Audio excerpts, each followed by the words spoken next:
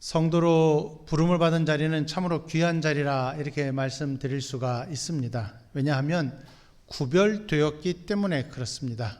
구별이 되었다라고 하는 것은 어떤 한 삶의 영역에서 또 다른 삶의 영역으로 그 삶의 자리가 바뀌는 것을 의미를 합니다. 그래서 우리가 세상의 백성으로 살다가 하나님께서 예수 그리스도의 그 십자가의 보혈로 우리를 구속하시고 새로운 생명을 주시고 영원한 하늘의 유업, 산 소망을 갖도록 약속을 주셨습니다. 그렇기 때문에 우리의 삶의 영역이 이제는 완전히 다른 곳으로 넘어왔습니다. 그러나 질문은 여기에 있습니다. 우리가 예수를 믿은 이후의 삶이 그다지 달라진 것 같지는 않다는 건 사실입니다. 왜냐하면 우리는 육신을 가지고 여전히 이 세상에서 살고 있기 때문에 그렇습니다. 삶의 영역은 바뀌었는데 삶의 양식이나 삶의 방식 그리고 삶의 그런 태도들은 거의 바뀐 것이 없이 예전이나 지금이나 똑같습니다. 하루 우리가 살아가면서 필요한 것들을 얻기 위해서 일을 해야 할 것이고, 그리고 그 일을 할 때 고된 하루를 보낸 후에 저녁에는 또 쉼을 우리가 필요로 할 것이고 그렇습니다. 이처럼 우리가 육신으로 사는 이 삶의 영역이 이 세상에 그대로 속하여 있기 때문에 우리가 예수를 믿었다 할지라도 그 믿은 것으로 인하여서 우리의 삶이 어떻게 바뀌었는가 생각을 해보면은 사실은 그다지 바뀌지 않았기 때문에 우리가 예수를 믿는다는 의미가 무엇인가, 예수를 믿고 난 이후에 우리의 삶이 어떻게 변화되었을까 하는 그런 생각을 해보면은 그다지 달라지지 않았기 때문에 예수 믿는 기쁨이 어느 때는 별로 없는 것만 같아서 또 안타깝기도 하고 그렇습니다. 그러나 항상 우리가 기억해야 될 것은 여기에 있습니다. 하나님께서 우리를 부르셨을 때 가장 먼저 어디로 부르셨느냐 하면 바로 교회로 부르셨다는 사실입니다. 교회로 부르셔서 교회 안에서 신앙을 배우게 하시고 또 교회 안에서 함께 성도로 부름을 받은 우리 모두가 하나님의 말씀을 듣고 그 신앙의 훈련을 서로 감당을 하고, 그리고 난 이후에 이 교회 공동체 안에서 훈련한 것을 가지고 세상에 나가서 그것을 가지고 살아가야 한다는 사실입니다. 이 사실이 우리에게 주어졌기 때문에 우리가 하나님을 예배하는 것뿐만 아니라 하나님을 경배하면서 하나님께서 우리에게 주신 약속들, 말씀들, 권면들, 명령들, 이러한 것들을 마음에 새기고 그것을 마음에 품고 또 세상에 나가서 세상에서 그리스도인으로 살아가게 되는 것입니다. 그래서 베드로가 2장 10절까지 해서 우리 성도의 위치와 정체성에 대해서 아주 강하게 우리에게 강조하고 있던 이유가 바로 여기에 있습니다. 2장 11절부터 시작하여서 이제 3장 12절까지 해서 베드로는 네 가지를 권면을 하고 있는데 이 네 가지의 권면이 어디에 속하느냐 하면 우리가 성도로 부름을 받은 그 위치에서 이제 실제적으로 어떻게 살아야 되느냐, 이것을 염두에 두고 권면하고 있기 때문에 그렇습니다. 그래서 두 가지를 늘 생각을 하셔야 됩니다. 하나는 교회 공동체 안에서 성도의 정체성을 배우는 것입니다. 그것이 바로 교회 안에서의 훈련이라 이렇게 말할 수가 있고, 그리고 교회 안에서 그러한 훈련을 받은 이후에 이제 세상으로 나가서 세상에서의 삶의 방식을 우리가 그리스도인으로서 보여야 된다는 것이 두 번째 우리의 삶의 훈련이 되는 것입니다. 그렇기 때문에 성도는 항상 이중적입니다. 이중적이라는 표현은 교회 공동체 안에서의 훈련과 실제적인 세상에서의 삶이 동일해야 된다라고 하는 사실입니다. 삶의 영역이 두 군데가 있지만은 이 두 군데에서 서로 다른 모습을 보이는 것이 아니라 동일한 모습을 계속해서 보여가야 되는 것이 성도의 바른 삶이라 하는 것입니다. 여러분이 늘 들으셨듯이 어느 때는 이제 교회 안에 들어오면은 성도로서 거룩한 모습을 보이는데 교회 문만 열고 나가면은 세상에서는 세상 사람들과 다를 바 없이 살아가고 있는 분들도 우리 주변에 있습니다. 그렇다면 그러한 모습을 보면서 저분이 과연 성도라 할 수 있을까, 우리가 마음속으로 그 사람을 향하여서 질책하기도 합니다. 그런데 안타까운 것은 나를 향한 질책은 그다지 있지 않습니다. 왜냐하면 나는 다 잘하고 있다고 생각을 하거든요. 그러나 나를 돌아보면은 이 베드로의 권면을 내 마음에 새기고 이 권면을 따라서 나를 점검을 해보면은 나도 그들과 별반 다를 바가 없다는 것을 느끼게 될 것입니다. 그래서 교회 안에서 훈련을 한다는 것은 나를 돌아보는 연습을 하는 것이고, 그 연습을 통하여서 세상에서 내가 그리스도인으로 살아내고 있는가를 늘 염두에 두고 이 교회와 세상의 삶의 영역이 동일해야 한다는 것을 우리가 늘 마음에 품어야 할 것입니다. 그래서 실제적으로 2장 11절부터 시작하여서 오늘 본문인 3장 12절까지의 말씀에서 베드로가 권면하는 네 가지를 늘 마음에 품으셔야 됩니다. 그것은 바로 하나님께서 이 세상에 넣어두신 질서를 지키는 것입니다. 질서를 지킨다는 것은 그 질서 속에서 어떤 권위가 있고 순서가 있는 대로 하나님께서 정하신 그대로 살아가야 하고 그것을 인정해야 하는 것을 의미를 합니다. 가장 먼저는 제도를 하나님께서 주셨고, 그 다음에 왕을 주셨고, 그리고 주인을 주셨고, 그 다음에 가정에서는 남편과 아내의 관계 속에서 아내들에게 남편에게 순종할 것을 요구를 하셨습니다. 이것은 지난주에도 말씀을 드렸지만 남녀 평등의 시대에 남자가 여자보다 더 위에 있다 그런 것을 의미하는 것이 아니라 하나님께서 이 세상에 넣어두신 가정 안에서의 질서가 그렇다는 것입니다.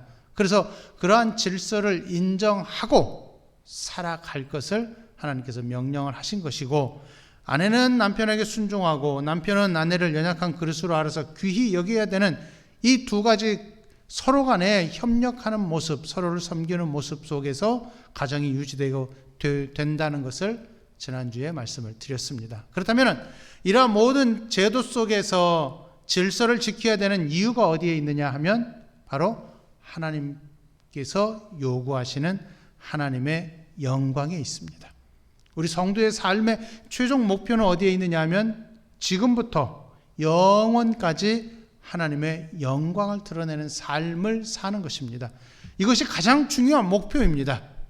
그래서 하나님의 영광을 생각해 볼 때 우리가 이제 산 소망을 받는 천국에 입성하게 되면은 거기에서는 더 이상 이러한 신앙의 훈련을 받지 않습니다.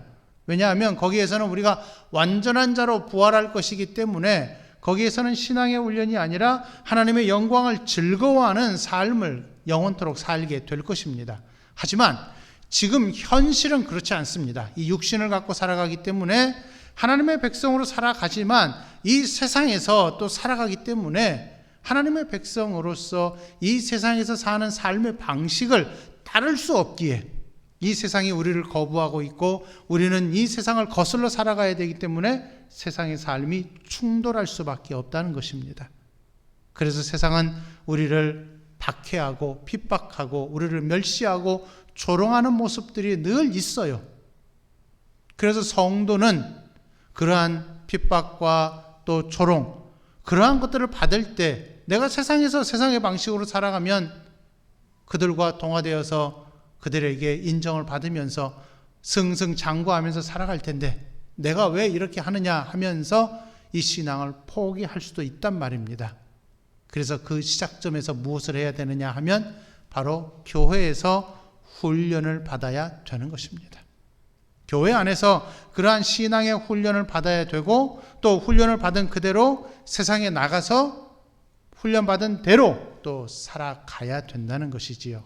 그래서 베드로가 8절과 9절에서 두 가지를 권면을 하고 있는데 8절은 교회 안에서의 훈련이고요. 9절은 세상에서의 삶의 방식을 말하고 있습니다. 8절을 한번 보시면은 너희가 다 마음을 같이 하여 그렇게 시작합니다. 누구와 마음을 같이 하라 말하고 있습니까? 성도들이 하나님의 부름을 받은 하나님의 백성들이 마음을 같이 하라 이 말입니다. 그래서 교회로 부름을 받았을 때에는 그와 내가 같은 하나님의 자녀다라는 생각을 먼저 품으셔야 됩니다. 그리고 난 이후에 무엇을 해야 되느냐 하면은 마음을 같이하여 동정하며 형제를 사랑하며 불쌍히 여기며 겸손하며 이렇게 말하고 있습니다. 그러니까 이 권면의 내용이 무엇이냐 하면은 성도와 성도가 함께하는 모습을 그대로 훈련에 포함시켜야 한다는 것입니다. 늘 말씀드린 바입니다. 우리 성도는 교회 공동체로 부름을 받았습니다. 이 교회 공동체는요, 하나의 공동체입니다. 그리스도의 몸이라고 말합니다. 그리스도의 몸은 예수 그리스도를 머리로 하고 예수 그리스도에게서 흘러나오는 그 영양분을 받아서 이 몸이 건강하게 이루어져 가는 것입니다. 그렇다면 이 몸은 예수 그리스도를 따라가야 되는데 온 몸이 머리를 함께 따라가야 가장 중요한 것입니다. 이게 교회 안에서 훈련을 해야 되는 것입니다. 그리고 난 후에 이 훈련을 하고 나면은 이 다음에 세상에 나가서는 어떻게 살아갈 수가 있느냐 하면 9절에서 악을 악으로 욕을 욕으로 갚지 말고 도리어 복을 빌라 이렇게 말하고 있습니다. 참 쉽지 않은 권면입니다. 세상에서 살아갈 때 세상 사람들, 예수를 믿지 않는 사람들과 우리가 교제도 해야 되고 그들을 만나야 되고 그들과 함께 이웃을 형성하면서 살아가야 되는데 내 이웃에 마음에 들지 않는 사람이 있어요. 그러면 여러분은 어떻게 하시겠습니까? 아우, 저 사람 왜 저래 하면서 그냥 포기하고 말 것인지요? 아니면 다가가서 마음문을 두드리면서 당신 왜 이래 하면서 싸워야 될 것인지요? 우리 주변에도 보면은 그런 얘기를 많이 듣잖아요. 예수 믿는 사람이 참 싸움질이나 하고 다니네. 이런 말을 듣는 분들도 분명히 있어요. 물론 대부분의 그리스도인들은 그렇지 않습니다. 왜냐하면 우리가 교회 안에서 이런 훈련을 제대로 감당하게 된다면은 싸우지 않고 악을 악으로 갚지 않고 욕을 욕으로 갚지 않는 세상에서의 삶의 방식을 우리가 드러낼 수 있게 될 것이라 하는 것입니다. 그러면 왜 이렇게 합니까? 8절과 9절에서 권면하고 있는 두 가지, 교회 안에서의 성도의 훈련 그리고 세상에서의 성도의 삶의 방식, 이 두 가지를 왜 베드로가 말하고 있을까요? 9절 하반절에 보면은 그 이유가 나와 있습니다. 이는 복을 이어받게 하려 하심이라 그랬습니다. 복을 이어받는다는 것은 무엇을 의미합니까? 베드로가 이 베드로전서 편지를 시작하면서 우리에게 가르쳐 주었던 내용이 무엇이냐면 우리에게 산 소망이 있다는 것입니다. 썩지 않고 더럽지 않고 쇠하지 아니하는 하늘의 유업이 우리에게 이미 약속으로 주어져 있기 때문에 그것을 우리가 받을 것을 기대하면서 여기 현실에서의 삶을 조금 여유를 갖고 기다리고 또 우리가 마음의 참음을 가지고 인내하는 모습을 보여야 된다라고 하는 것입니다. 물론 이런 권면을 들으면은 어느 누구나 그래 나도 그렇게 해야지 하지만 현실의 삶은 그렇게 녹록하지 않습니다. 쉽지 않은 것이 바로 오늘 베드로의 권면입니다. 세상에 나가서 내가 욕을 먹는데 참을 사람이 누가 있겠어요? 여러분 같으면 참으시겠어요? 참아야지요. 말은 그렇게 하지만 막상 그 상황에 닥치면은요 서로 치고받고 하는 것이 삶의 현실입니다.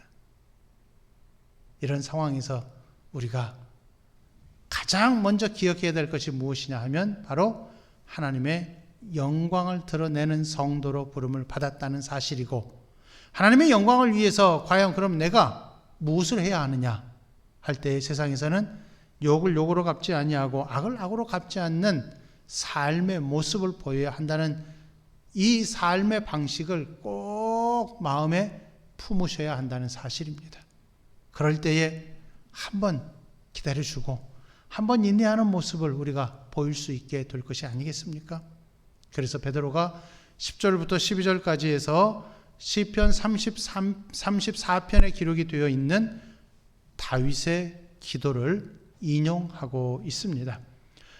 이 시편 34편의 배경은요 사무엘상 20장에 기록이 되어 있는 대로 다윗이 사울에게 쫓겨날 때 사울이 즉 다윗을 죽이려고 할 때에 요나단에게 그 이야기를 듣고 이제 높 땅에 있었던 제사장 아히멜렉에게 찾아가서 진설병을 얻어서 먹고 그리고 골리앗에게서 빼앗았던 칼을 들고 가드 왕 아기스에게로 도망합니다.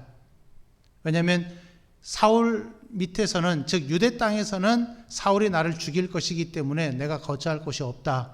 내가 차라리 블레셋에게 가서 거기에서 거하면서 그냥 우리 부하들과 함께 그냥 살아야 되겠다 한 마을을 형성해서요. 그래서 이제 가드왕 아기스에게로 갑니다. 가드왕 아기스는 다윗이 자기에게 항복하여 들어오니까 굉장히 천군만마를 얻은 것처럼 굉장히 좋아했어요. 그런데 신하들이 싫어했습니다. 왜냐하면 사울이 죽인 자는 천천히요 다윗이 죽인 자는 만만이라, 이 노래처럼 이 사람이 블레셋을 대적한 사람이 아니니까 왜 이 사람을 받아들이려고 합니까? 하면서 신하들이 그를 죽이려고 하니까 다윗이 아기스 왕 앞에서 미친 채를 했습니다. 그러면서 수염에 침을 질질 흘리면서 쫓겨났어요. 그리고 나서 지은 시가 바로 시편 34편입니다. 그러면 이러한 상황을 생각을 해보면은 다윗의 상황이 얼마나 처절합니까? 여기서도 쫓겨나고 저기서도 쫓겨나는 그런 상황 가운데 있어요. 나는 하나님의 백성이요 하나님께서 기름 부어 이제 곧 왕으로 세우실 것인데, 지금 현실은 굉장히 답답하고 눈에 보이는 것이 해결되는 것이 아무것도 없어서 참으로 힘에 겨워하고 있는 다윗이라 이 말입니다. 그런데 다윗이 시편 34편을 통하여서 그의 믿음을 어떻게 고백했느냐 하면 오늘 10절을 보십시오. 생명을 사랑하고 좋은 날 보기를 원하는 자라고 표현을 하고 있습니다. 생명을 사랑하고 좋은 날 보기를 원하는 자는 바로 하나님의 구속함을 받은 백성이라 이렇게 말하고 있습니다. 하나님의 보호하시겠다는 약속을 마음에 품고 하늘의 유업을 그 약속으로 받아서 산 소망을 기대하며 사는 성도라 그 말입니다. 그런데 이 사람이 지금 어떤 말을 하고 있습니까? 10절 하반절과 11절을 보게 되면 이렇게 말하고 있습니다. 혀를 금하여 악한 말을 그치며 그 입술로 거짓을 말하지 말고 악에서 떠나 선을 행하고 화평을 구하며 그것을 따르라 했습니다. 지금 두 가지가 8절과 9절에서 말한 것과 거의 동일합니다. 어떻습니까? 생명을 사랑하고 좋은 날 보기를 원하는 자는, 성도는 혀를 금하며 악한 말을 그치며 그 입술로 거짓을 말하지 말고, 이게 교회 안에서의 성도와 성도 사이의 신앙의 훈련 내용이라 하는 것입니다. 그러고 난 다음에 11절에 보니까 악에서 떠나 선을 행하고 화평을 구하며 그것을 따르라 말하고 있어요. 이 내용은 9절 상반절에 있는 내용과 같지 않습니까? 악을 악으로 욕을 욕으로 갚지 말고 도리어 복을 빌라 하는 내용과 똑같습니다. 어떻습니까? 큰 환난을 당하고 있는 다윗이 지금 생명을 사랑하고 좋은 날 보기를 원하는 자여, 교회 안에서 성도들이 이런 훈련, 이런 내용들을 가지고서 신앙의 훈련을 감당해야 되지 않겠느냐? 형제를 사랑하는 것이 있어야 되지 않겠느냐? 마음을 같이 하면서 불쌍히 여기면서 겸손해하는 모습들이 있어야 되지 않겠느냐? 이렇게 말하고 있고, 그리고 난 다음에 이제는 악에서 떠나 선을 행하고 화평을 구하며 그것을 따라야 되지 않겠느냐라고 말하고 있습니다. 자, 다윗이 이런 고백을 언제 했다고요? 사울에게서 쫓겨나서 유대 땅을 떠나서 블레셋에 갔습니다. 그런데 그 블레셋에서조차도 다윗은 죽을 위기에 처해 있어서 그가 미친 채까지 했습니다. 얼마나 자존심 상하는 행동이었는지요. 그만큼 다윗의 상황이 굉장히 안 좋은 상황에 지금 있었는데, 그럼에도 불구하고 이러한 고백을 했다는 것은 하나님의 백성으로서 하나님이 약속하신 것을 분명히 마음에 품고 기억하고 있었기 때문에, 그리고 그 약속이 정확하다는 것을 알고 있었기 때문에 다윗은 이런 고백을 할 수가 있었던 것입니다. 이런 고백을 따라서 베드로가 우리에게 8절과 9절의 권면을 한 것입니다.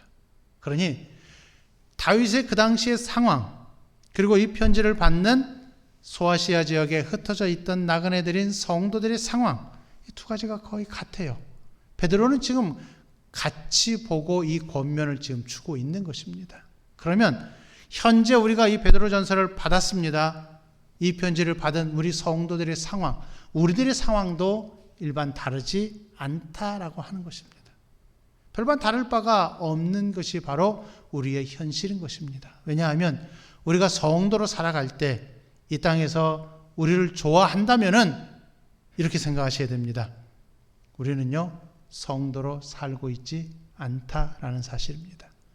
세상이 나를 좋아하면 나는 세상의 방식으로 살고 있는 것이고, 세상이 나를 싫어하면 나는 세상을 거슬러서 살아가면서 하나님의 방식으로 내가 살아가고 있다고 생각하셔도 무방할 것입니다.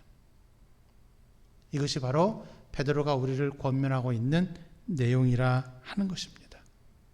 그래서 예수님께서도 마태복음 5장 44절에서 나는 너희에게 이르노니 너희 원수를 사랑하며 너희를 박해하는 자를 위하여 기도하라 라고 했습니다. 그러면서 마지막에 하늘아버지의 온전하심과 같이 너희도 온전하라 우리에게 요구하고 있어요.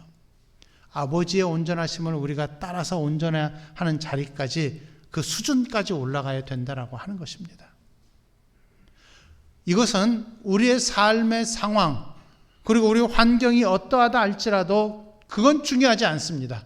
왜냐하면 다윗과 같이 굉장히 군급한 상태, 굉장히 박해를 받는 상태, 죽음이 바로 눈앞에 있는 그러한 상황에 있음에도 불구하고 다윗이 이 시편 34편을 고백한 것처럼 우리도 그렇게 할 수 있다는 것입니다. 왜냐하면 하나님이 다윗만 사랑하시는 것이 아니라 하나님은 우리도 사랑하시기 때문에 그렇습니다. 그래서 우리는 세상에서 조금 져줘도 괜찮아요. 우리는 세상에서 좀 손해를 보아도 괜찮아요. 그러나 오해하지는 마십시오.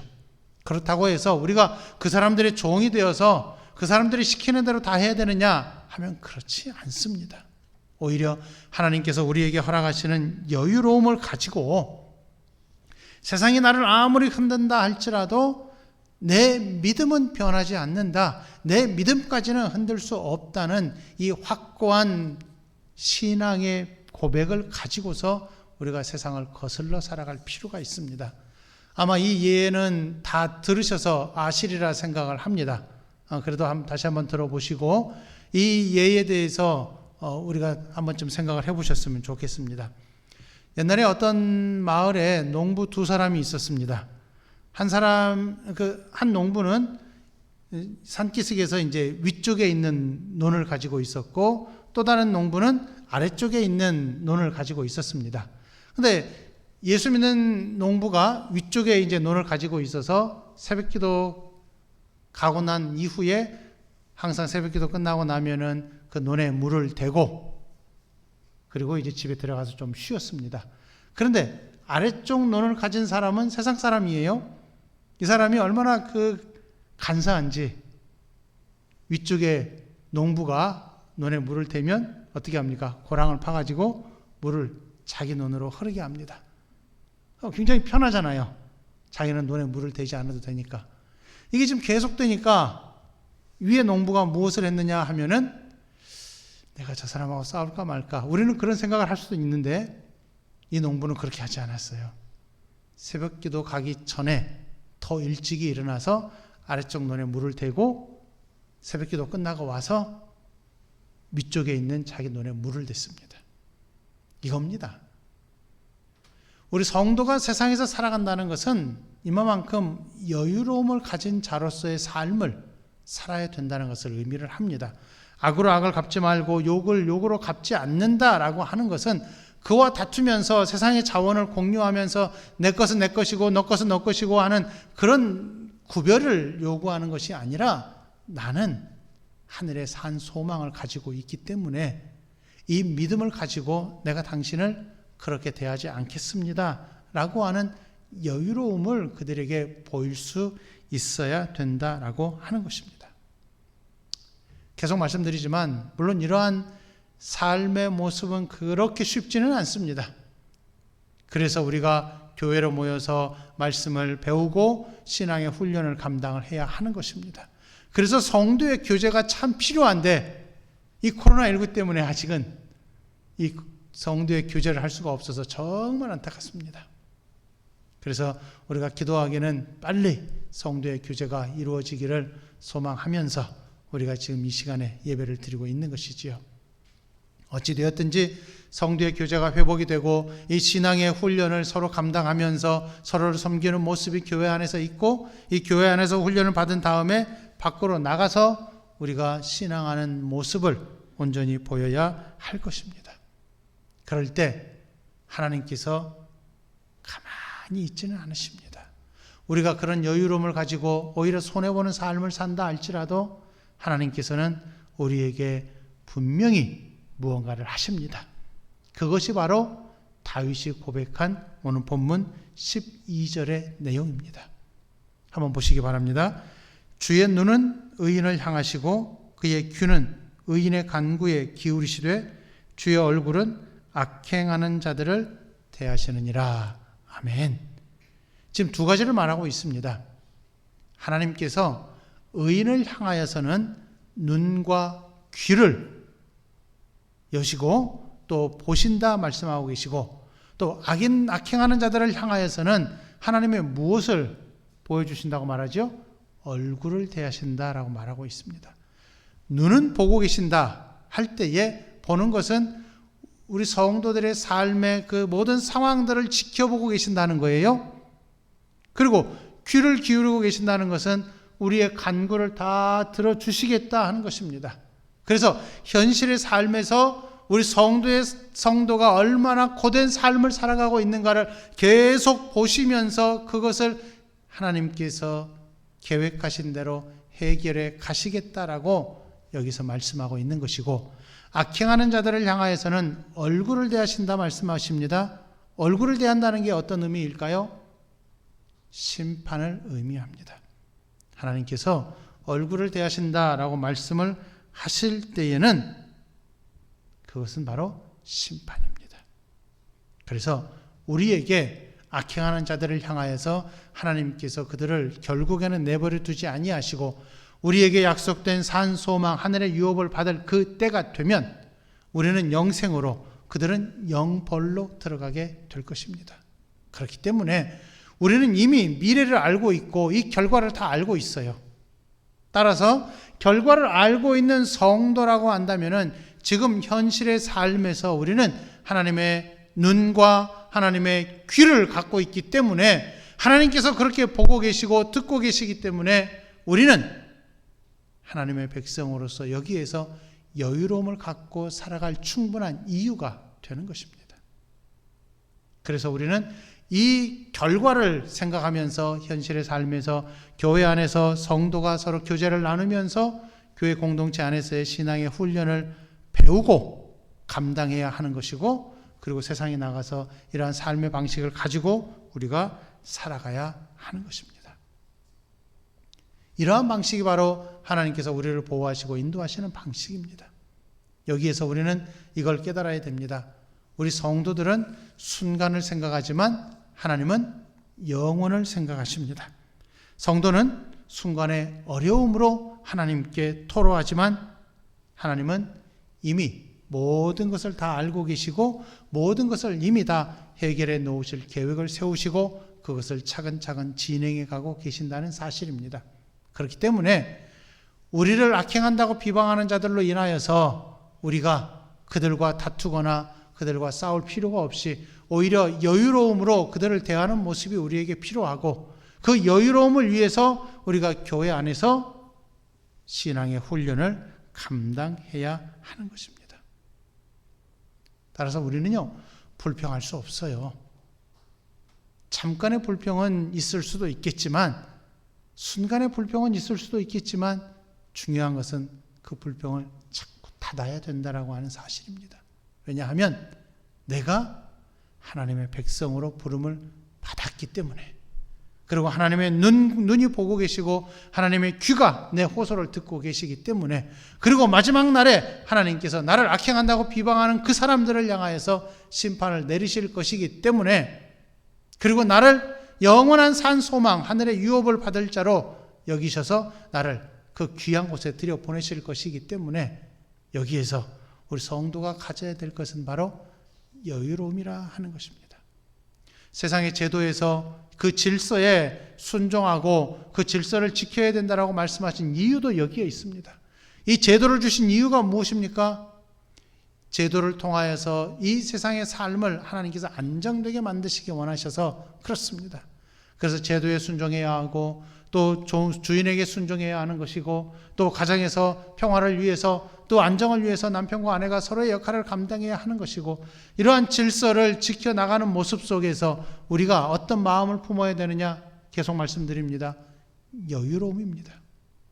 불평하는 모습이 아니라 여유로운 마음을 가지고 하나님의 백성으로서 나는 굉장히 큰 복을 가진 사람이야.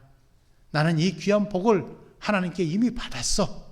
그러니 나는 이까진 거 충분히 넘어갈 수 있어 하면서 우리는 신앙의 여유로움을 갖고 살아야 할 것입니다. 그것을 위해서 첫 번째로 해야 될 것이 무엇이라고요? 교회 안에서 신앙의 연습을 하셔야 되는 것입니다. 너희가 다 마음을 같이하여 동정하며 형제를 사랑하며 불쌍히 여기며 겸손하는 모습이 우리에게 있어야 하는 것이고 이러한 신앙의 훈련을 교회에서 감당한 후에 밖에서 악을 악으로 욕을 욕으로 갚지 말고 도리어 복을 빌어주는 우리의 삶의 모습이 있어야 할 것입니다. 이게 실제적인 신앙 생활입니다. 이러한 귀한 신앙의 모습을 하나님께서 우리에게 요구하신다는 것을 기억하시고 저와 여러분이 이 신앙의 훈련을 잘 감당하셔서 하나님께 늘 칭찬받는 귀한 성도의 모습이 가득 드러날 수 있기를 간절히 바라겠습니다. 기도하겠습니다. 하나님 아버지, 우리에게 이토록 귀한 은혜를 베풀어 주셔서 우리가 성도로 부름받은 이후의 삶이 어떠해야 함을 가르쳐 주시니 감사합니다. 이전과 우리는 분명히 다른 삶을 살아야 되겠기에 하나님께서 베드로를 통하여서 귀한 권면을 주셨습니다. 질서를 지켜나가는 모습이 우리에게 필요하고 교회 안에서 성도로 부름받은 자리에서 함께 성도된 자들과 함께 이 신앙의 훈련을 감당해야 함을 배웠사오니 서로를 섬기는 모습이 우리 안에 가득 있도록 하시고 이러한 섬김을 배워서 세상에서 악을 악으로 욕을 욕으로 갚지 않는 모습이 우리에게 있게 하시고 오히려 그들을 위해서 복을 빌어줄 줄 아는 저희들이 되도록 도와주옵소서. 그래서 하나님, 항상 우리 성도들의 삶이 세상을 거슬러가는 삶이 되게 하시고 세상에서 인정을 받지 못한다 할지라도 결국 하나님께서 우리를 인정하실 것이기 때문에 우리는 그날을 소망하며 여기에서 인내하며 여유로움을 가지고 살아가는 우리 성도들이 되도록 도와주옵소서. 코로나19로 인하여 힘겨운 상황을 지나고 있지만은 이 힘겨운 상황 속에서도 여전히 하나님은 우리를 눈으로 보고 계시고 귀로 우리의 간구를 듣고 계신다는 것을 기억하면서 여기에서 이 신앙을 유지할 수 있게 하시고 이 신앙으로 오히려 승리함으로 나아올 수 있도록 저희들을 도와주옵소서.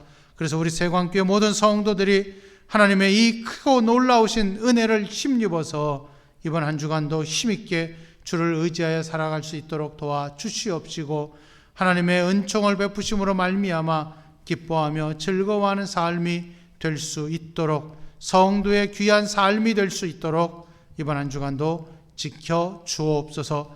예수님의 이름으로 기도하옵나이다. 아멘.